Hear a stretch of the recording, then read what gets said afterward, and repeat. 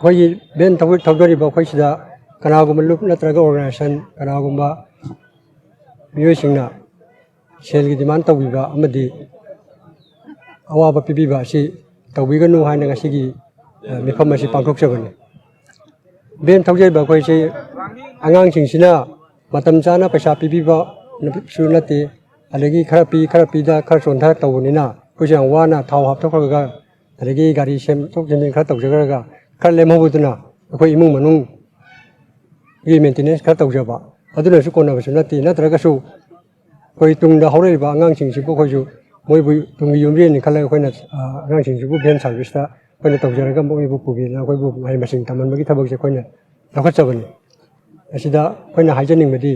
कनागुम सिंगसिना अमुकसु हाइजगरबनी अवाब पीबीबिसे तौबिगनु हाइना अखोयना